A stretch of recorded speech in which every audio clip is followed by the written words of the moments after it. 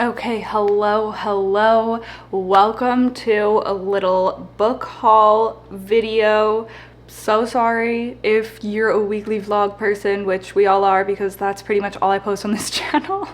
But there's no weekly vlog this week. I'm so sorry. I have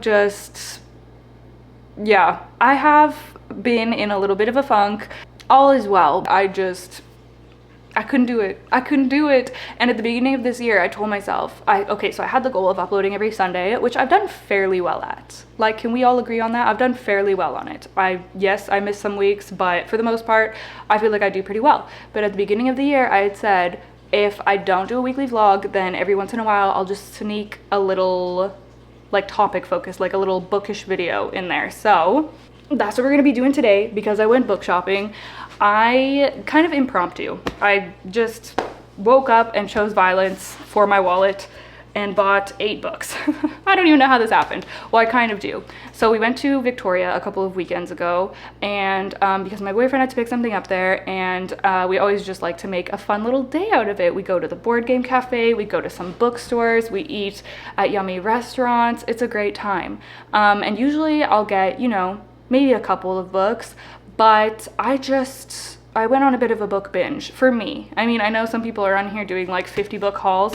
That is not me. 8 books feels like a massive book haul. So I'm really excited to share them with you because they're all geared towards the fall, which I know I don't even have to give a disclaimer, okay? We are preparing for the fall, and the fall spirit is one of the only things that I will not procrastinate on in my life.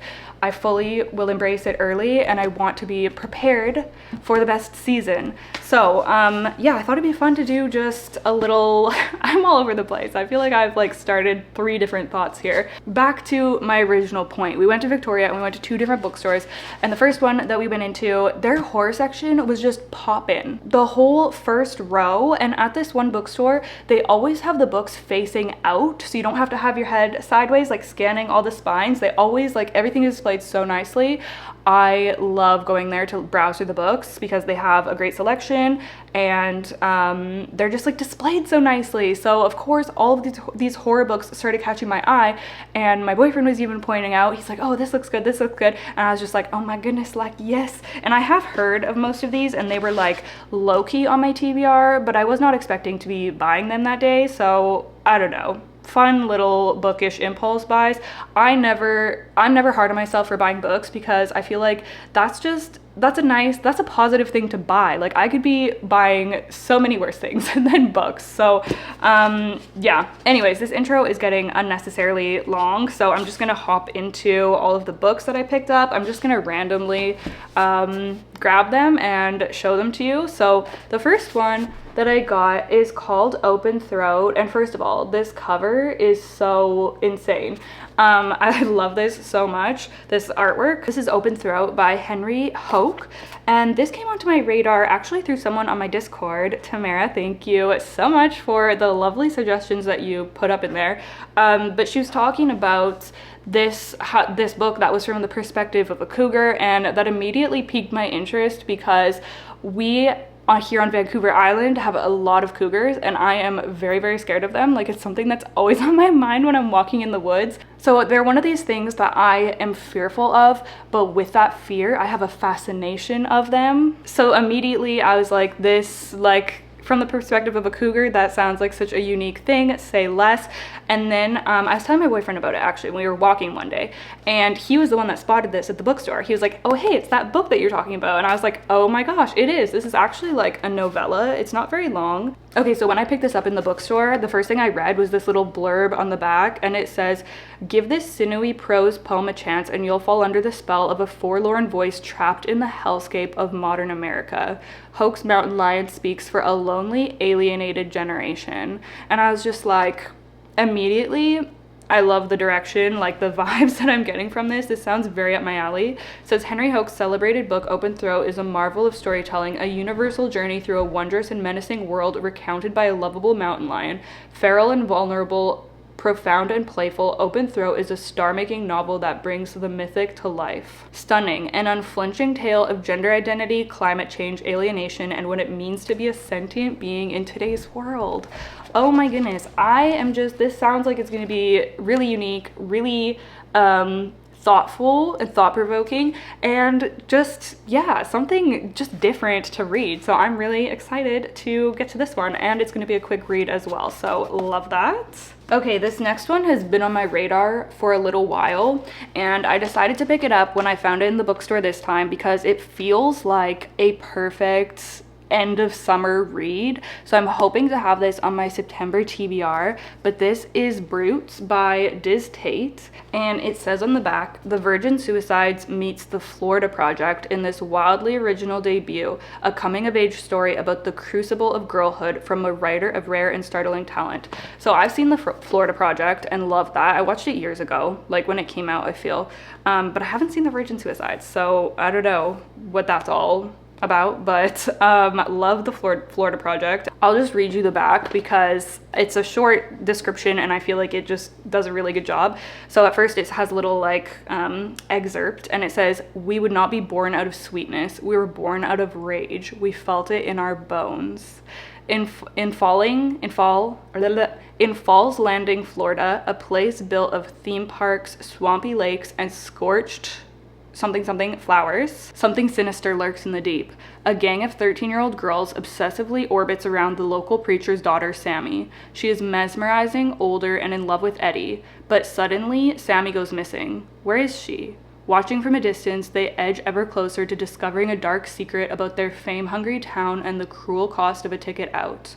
What they will see continue to haunt them for the rest of their lives. Through a darkly beautiful and brutally compelling lens, Diz Tate captures the violence, horrors, and manic joys of girlhood. Brutes is a novel about the seemingly unbreakable bonds in the we of young friendship and the moment it is broken forever." This sounds freaking incredible, so I am really excited to read this. Also love the like Florida setting of this too. I feel like this is just gonna be perfect for like, it kind of gives me August vibes for sure, but I think it's still gonna work for September. Let me know if you've read this. Let me know if you've read any of these. A lot of these are actually new releases, the horror that we're gonna get to in a moment. But yeah, let me know if you've read any of these ones that I'm talking about. Okay, next we have Mother Thing by Ainsley Hogarth. Now this is one that I eye this, like whenever I see it at the bookstore, I always debate getting it and I just haven't until now, and I guess I was just feeling like, what the heck, this last time I was at the bookstore, because I finally picked it up. First of all, I am obsessed with the cover. I love this cover art, and I think that that is the main reason that I've been so drawn in by this. But recently, I have been hearing, not even recently, like over the past, this year, I guess, I've heard people talking about liking this. So every time I hear that, it goes like higher up on my priority list to pick up at the bookstore, and I finally picked it up. So I'm really excited to give this a go. And I actually happened to notice when I was grabbing this that the author is Canadian, which is so cool. I'm always just, I love when I find out that the author is Canadian. Like when I was reading, what's it called? Emily Wilde's Encyclopedia of Fairies, I was so shook to find out that the author literally is local to me. Like she lives on Vancouver Island. That blew my mind. Anyways, this is like a mommy issues horror. So I think that this woman is haunted. She has this like evil mother-in-law, and then the mother-in-law, and then she's haunted by her afterwards.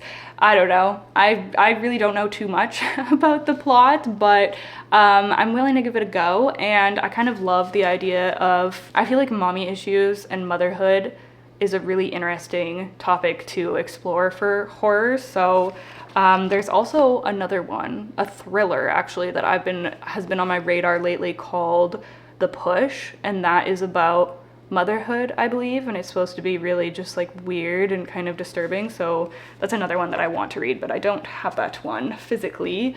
I think I have a hold on it on Libby.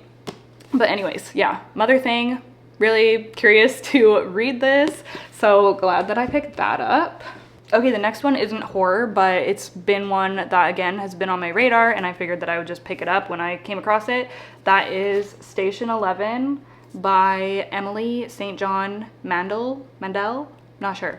But this is a really popular book. I think that, I mean, it's won different awards, and I think that this is on the top 100, the Reader's Choice top 100 of the century, whatever. All these lists are coming out. But long story short, this is it's like a critically acclaimed novel. It's really popular. This is actually on Book of the Month as well, like on their backlist, but it's sold out. So I decided to just pick it up from the regular bookstore.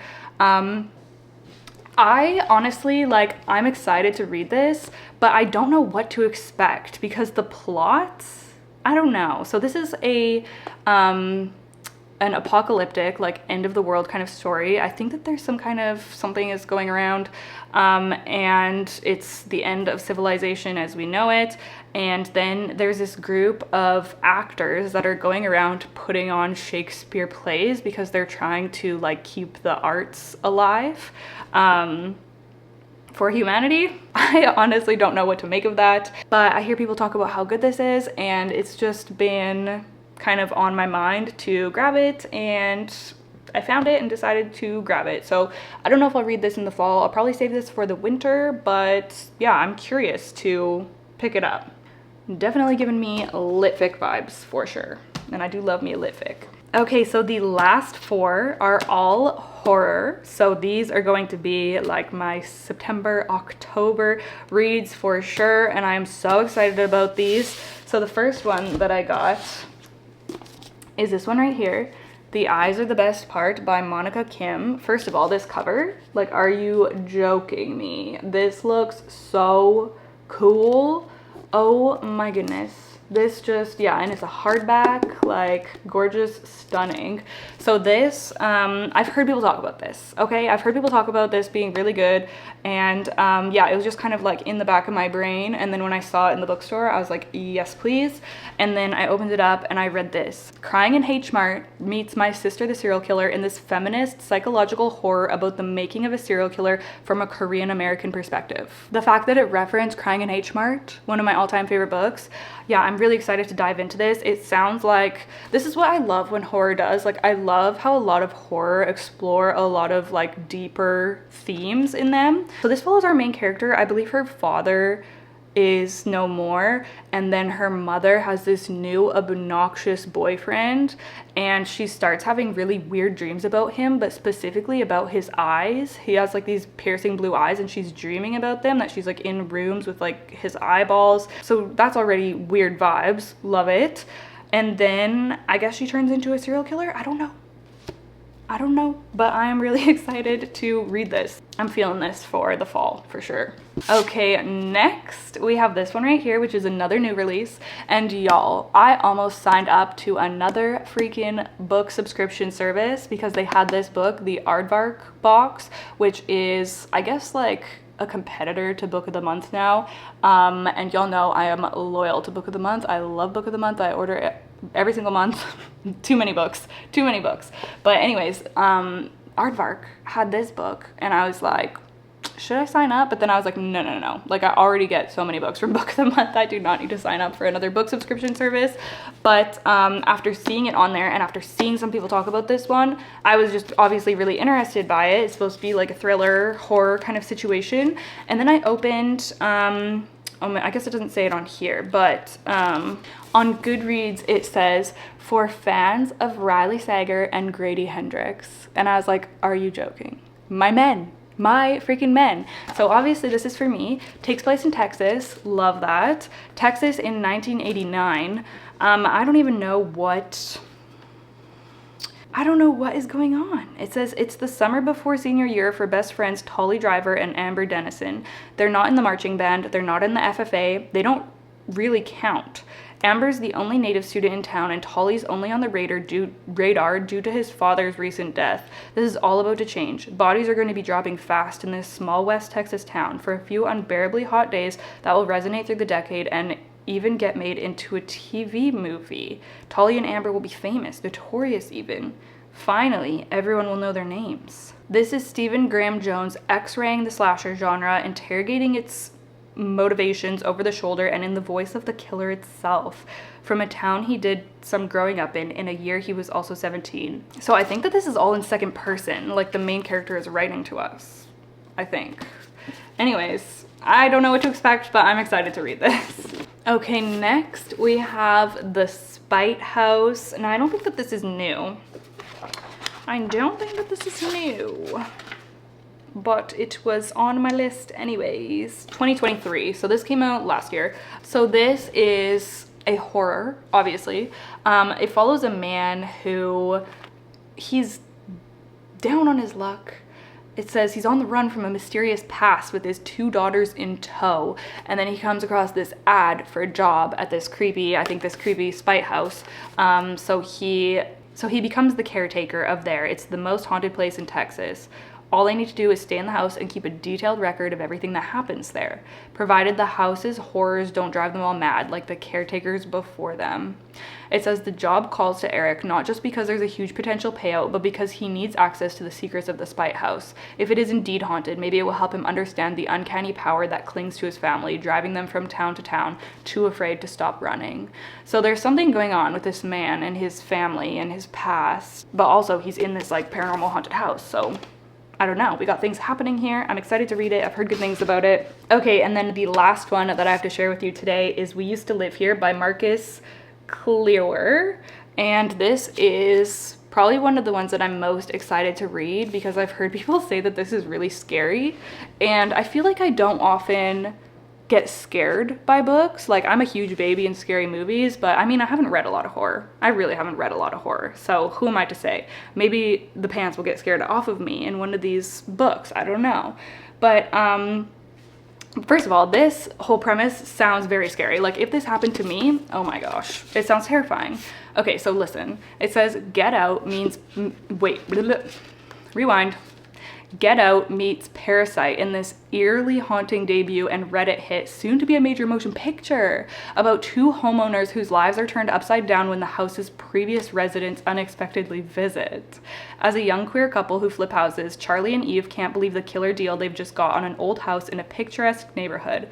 As they're working on renovations one day, there's a knock on the door. A man stands there with his family, claiming to have lived here years before and asking if it would be all right if he showed his kids around. People pleaser to a fault, Eve lets them in.